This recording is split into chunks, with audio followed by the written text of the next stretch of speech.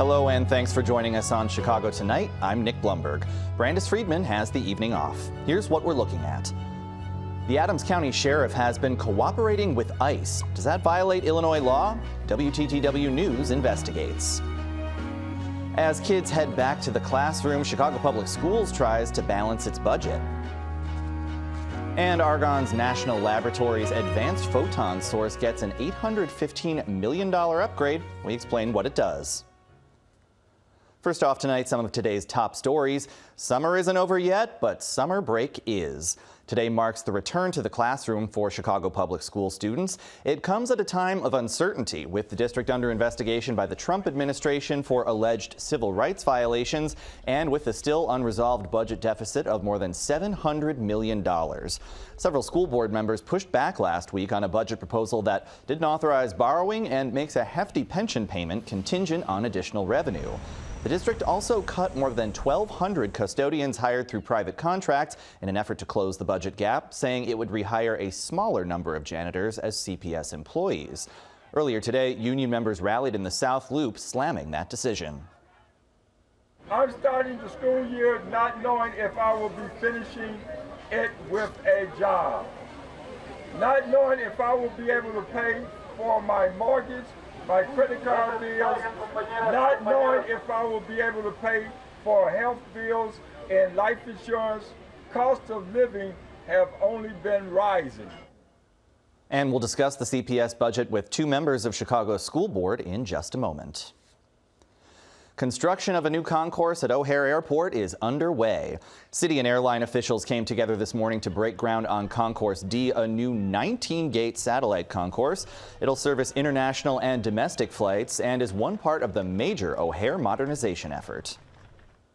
Every time we visit this airport and every time we invest in this airport, we invest in jobs, we invest in our neighborhoods, we invest in working families. We invest in the next generation of Chicagoans.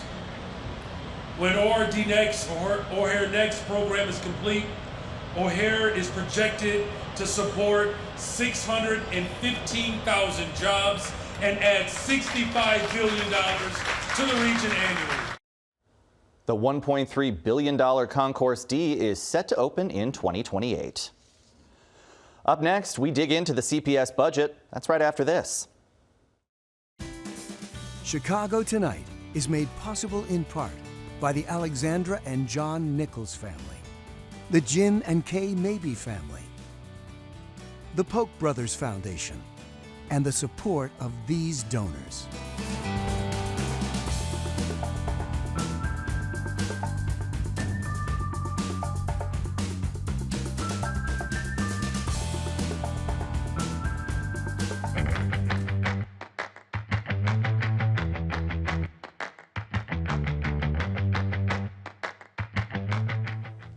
It's the first day of classes for Chicago Public School kids, and as the new academic year kicks off, the district faces a $734 million budget shortfall.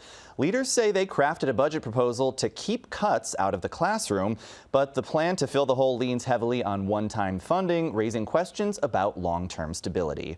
Joining us to discuss more are Michaela Blaze, a CPS board member representing District 5B with constituents in neighborhoods like North Lawndale and Garfield Park, and CPS board member G2 Brown, who represents District 5A, which includes neighborhoods like Austin and Ukrainian Village. Thank you both for being here. We appreciate it. Thank you for having us. So as we mentioned, that massive budget shortfall CPS is facing down, the proposal that came out last week includes $126 million in savings from things like central office staff reductions, IT project delays, hiring freezes, as we mentioned, an effort to keep cuts from classrooms. Michaela Blaze, are you concerned those cuts might still have ripple effects on students? I know that we've tried to focus on keeping cuts from classrooms, but we've already cut safe passage workers and some crossing guards. So in the community I represent, it really does impact what happens outside impacts the classroom. So I think of things comprehensively, and we've already made some cuts that are going to be tough for us. Yeah, affecting the overall sort of school community, even if it's not classroom specific. Well, you know, another portion of the budget plan is a $79 million bump in TIF revenue assumptions, bringing the total expected from the city to nearly $379 million. G2 Brown, do you think CPS should be relying on TIF money? I think that, yes, those resources are available. I know as the process for disentanglement happens, that can change in the future. But while we are dramatically underfunded by the state of Illinois, every dollar we can get is money that we need. Yeah, so maybe not what you want to see long term, but in the moment, something needed. Yes, sir. Michaela Blaze, how about that? TIF funding as part of the budget? As Member Brown said, it's more of a tourniquet to stop what's happening. We are, according to the state's own funding formula, $1.6 billion underfunded. And the state's trying. They gave us an additional $300 million this year. But at this rate, we won't get to fully funded schools until 2037. So we're hoping they can ramp up the schedule there and really start giving our kids what they need to be successful. Yeah, and I mean, you know, lawmakers have said, obviously, they want to see schools fully funded, you know, under that sort of, you know, the current formula that is in place. But, you know, the CPS isn't the only district not receiving its full freight from the state of Illinois. Absolutely. Do you have any expectations that we'll see, you know, full funding or at least an increase in funding before 2037? It's gotten not necessarily great signals from lawmakers on that. Well, I think you prioritize what is important to you. We have the money to make prisons. We have the money to do a variety of things to help football teams. We have lots of money to do lots of things. And I always say that our schools are an economic engine. If we can really solve, particularly CPS, lots of people come to Chicago when they're young or grow up here, and then when they have children, they move to the suburbs because they're a little nervous about whether their kids are safe. But if we can keep them in Chicago and we can keep all their tax revenue in Chicago, we'll all be better off. That's right. And you think about this, you know, we're the 5th largest economy in the United States. And for decades, we were 49th in public education funding. So due to some good work that was done around 2017, in a hostile state of Illinois, we moved up to 37th. But 37th is not enough. So what we're calling for is not a bailout, it's not a handout. It is funding schools equitably across the state of Illinois. I mean, because while we have a crisis in Chicago, there's also a crisis in East St. Louis. There's also a crisis in Robbins, Cairo, right? And so we believe to help Chicago grow, to help the state of Illinois grow, we support the Illinois Revenue Alliance's proposals, which are some short and long-term solutions. For example, a tax on digital ads, right, and several other proposals that the Illinois Revenue Alliance has that we think, with political will, can actually land us, you know, quickly to actually, as Michaela said, tie a tourniquet in the wound, but then also heal the wound, which has not been done in previous administrations, right? Loans have been taken out for years, right, with no state strategy to really address the structural deficit. We're saying that we have to tie a tourniquet in the wound, but then we also have to heal the wound. Yeah. Well, you know, one of the controversial parts of this plan is deferring that $175 million pension payment unless CPS gets, you know, additional TIF funding or money from the state. You know, Michaela, you said this was a foolhardy approach. What are your concerns there? I'm concerned about CPS being a good partner. The situation that we're in right now, we are $734 million in the hole, and we need to make as many friends as we can to make sure that we keep the ship sailing. The city council gave us the most TIF money that has ever been given to CPS last year, and they asked for some of it back, and we didn't do that. I'm concerned that we are creating ill will and that they're not going to be willing to bail us out as we as we get stronger and as we grow and as we get the funding that we need to stand on our own feet, we've got to learn how to play nice with everybody. G.T. Brown, how about that, deferring that pension payment? No, I agree with Board Member Blaze. I think there was a commitment made to City Council which resulted in the largest TIF surplus ever to Chicago Public Schools. And I think it's naive to think that if we don't provide that agreed upon support, we know that it's not mandatory, but that agreed upon support, then it's foolhardy to think that they're going to not spend their TIFs so that we would have a large TIF surplus again. So I think, as Board Member Blaze said, it's being a good partner, but it's also, you know, politics 101, right? Sure. So, yes, sir. It's all personal. And just to be clear, the entire MEABF pension payment is $1 billion. Half of that is CPS employees, so we'd say roughly $500 million should be our portion. And the city's only asking for us to put in $175 million, which they're giving us in TIF. So if you look at it comprehensively, we still end up on the plus side, and we also have skin in the game, and we're taking care of our employees. Well, this plan also, you know, doesn't include any borrowing to cover pension costs or teacher salaries. G.T. Brown, would you want to see a loan in the final budget plan? I don't think anybody wants to see a loan, but I think to guarantee that we will not have cuts in the classroom, because historically those cuts have been palatable and they've been on the backs of Black and brown children in the city of Chicago. So we are saying absolutely no way are we accepting cuts and additional cuts in the classroom. So we want to see the language that says the payment will be made, not contingent. It will be made by either the revenue raised from the state or, if necessary, borrowing. Again, disentanglement is not like a quickie divorce.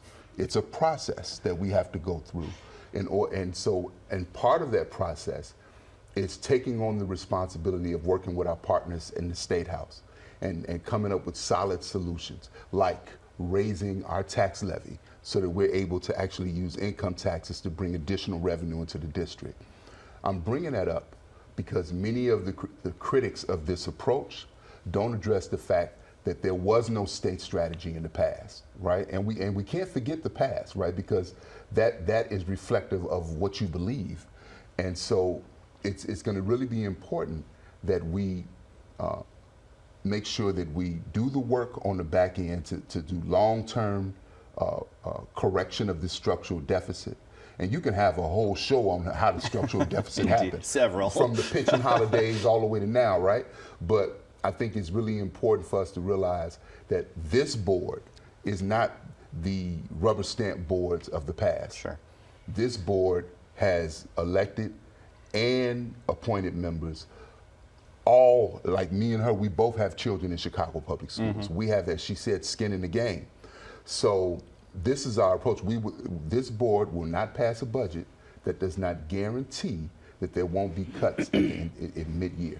We've got a little less than a minute left, but I want to ask, you know, CPS is currently operating with an interim leader, Maculin King, after the firing of Pedro Martinez late last year. Michaela Blaze, how do you think she's handling the role so far? I think, so I was brought into the board after the other board quit. So I can tell you this is a tough position to be in. I know there's lots of forces putting lots of pressure on her, but I'm excited that she's going to bring calm and she's going to bring decisive leadership, and I'm very excited to be working with her. Certainly a lot of CPS parents and families looking for calm in the district right now. Indeed. All right, well, much more to say, but unfortunately we are out of time, so my thanks to Michaela Blaze and G2 Brown. We appreciate it. Thank you for having us. Nick.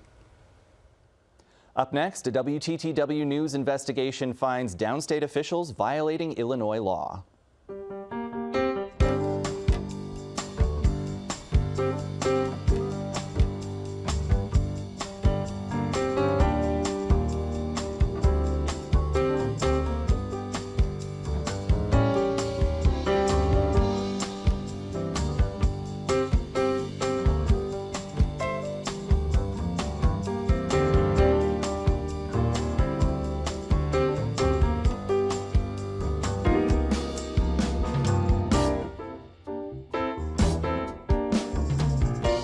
The sheriff of Adams County, Illinois, says he'll collaborate with immigration and customs enforcement. That's despite state law generally prohibiting local law enforcement from working with federal immigration authorities. And according to records obtained by WTTW News, the sheriff has made good on his promise. Our Blair Paddock joins us now with more on our investigation. So, Blair, how has the sheriff here followed through? Yeah, we found 3 ways that the sheriff on the west side of the state has collaborated with ICE. The first way is that they transferred a man who was in their custody into ICE custody. We know that through an ICE affidavit that we acquired. The second instance is through jail booking records. We know that Adams County held a man on a civil immigration detainer and then transferred that man into ICE custody. The third instance is through a contract that Adams County Jail has through U.S. Marshal Services. That contract has a carve-out specifically for ICE to detain people at Adams County Jail for $80 a day. So some pretty clear documentation there. You spoke with a lawyer who helped work on Illinois sanctuary laws. What did he have to say? Yeah, I spoke to Mark Fleming. He's with the National Immigrant Justice Center, and he helped work on the 2 sanctuary laws in the state, the Illinois Way Forward Act and the Trust Act. And he said that these appear to be violations of these acts. You know, Illinois law enforcement is not prohibited, or is prohibited, to aid federal immigration authorities in civil immigration enforcement.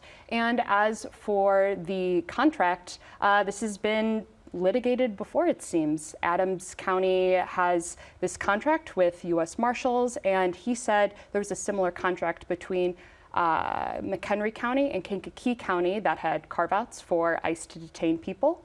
Those 2 counties sued to try and stop the Illinois Way Forward Act to keep these contracts, but a federal judge ruled that, you know, Illinois Way Forward Act is sound and they had to cancel those contracts. So, you know, the Attorney General's office oversees compliance of these laws. What did you hear from that office? Yeah, well, I didn't hear anything after repeated requests for comment. But Fleming did say that the AG has broad authority to investigate, and that could lead to, you know, reporting requirements for officials that are allegedly breaking the Trust Act, or further training. In more serious instances, it could lead to contempt proceedings against officials. Interesting. Well, Blair, I know you'll be keeping an eye on it. Great work. Thank you. Thank you. And you can read Blair's full story on our website. It's all at WTTW.com/news.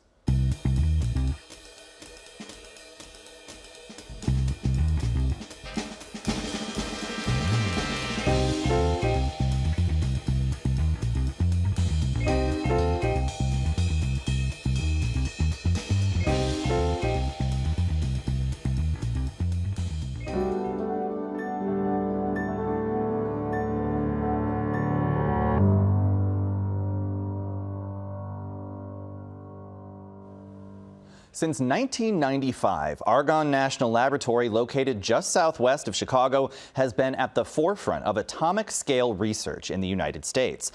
At the heart of that research is the Advanced Photon Source, or APS, a huge particle accelerator that generates super bright X-rays by accelerating electrons to near light speed in a circular storage ring.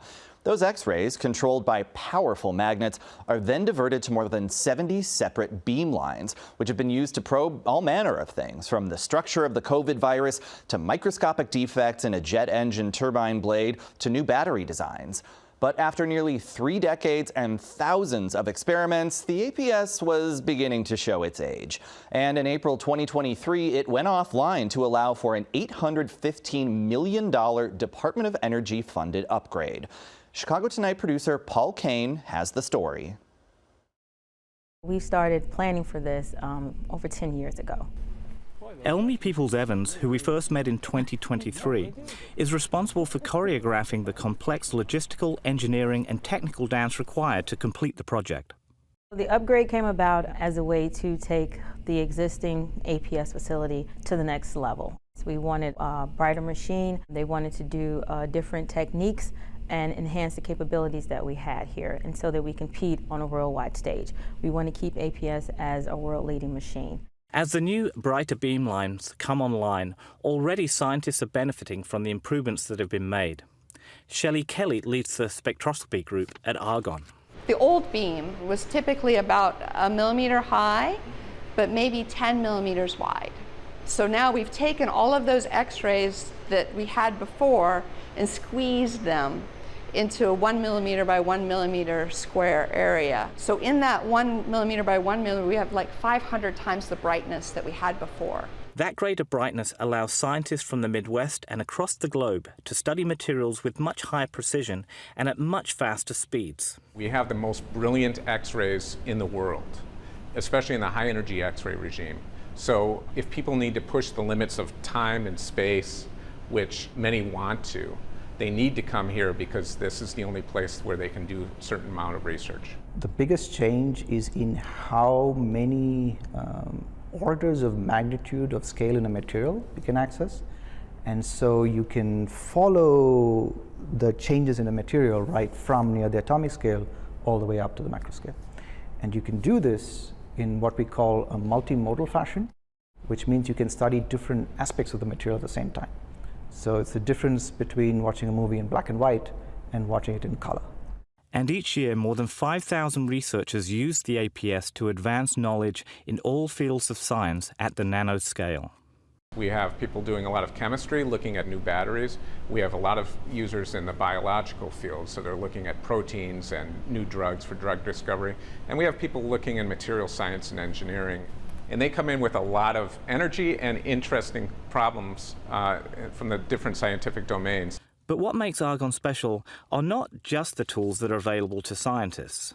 I would say the number one thing that makes this facility special is the staff that work here and their ability to get right in with the scientists that come here from all over the world and do measurements. And so we learn about the problems that they are trying to solve, and then we help them design their experiments here to get the most out of their data.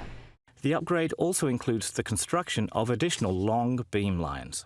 This, I believe, is the largest enclosure in the world for X-ray measurements like this. The whole room is lead lined, so this is a very big construction project that was done about 2 years ago. And so basically we built the house earlier, and now we're putting in the furniture. Furniture allowing atomic scale analysis with real-world applications. So we can take our X-ray beams and we can bring them down in this beam line to about 1 micron. That's 1/100th of a human hair. Very small. Right now we're looking at a turbine blade. This is a titanium blade that can be used in jet engines.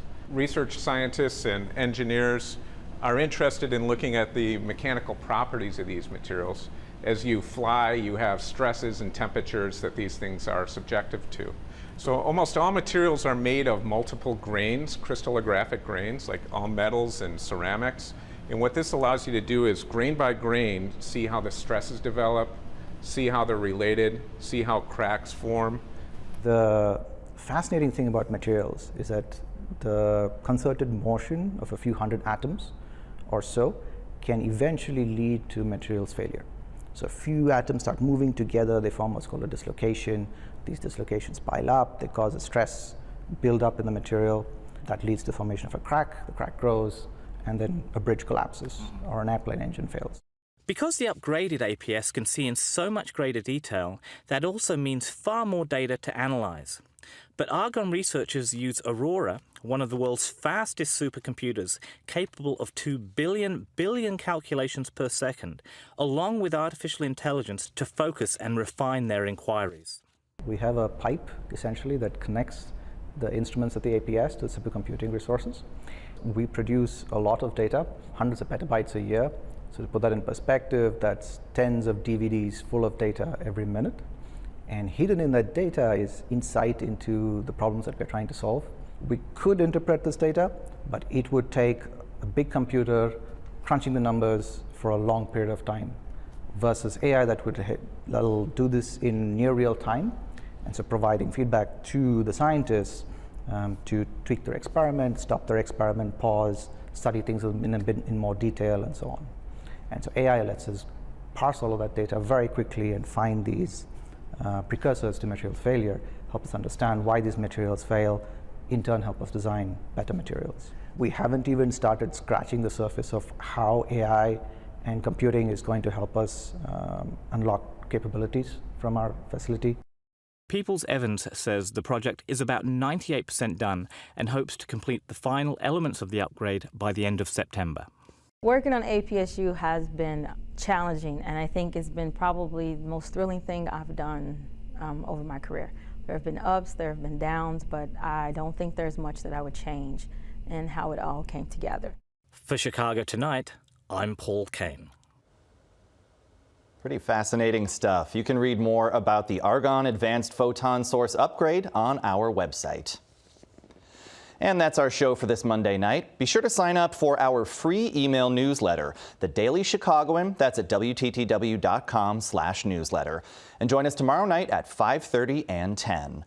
Now, for all of us here at Chicago Tonight, I'm Nick Blumberg. Thank you for watching. Stay healthy and safe, and have a good night.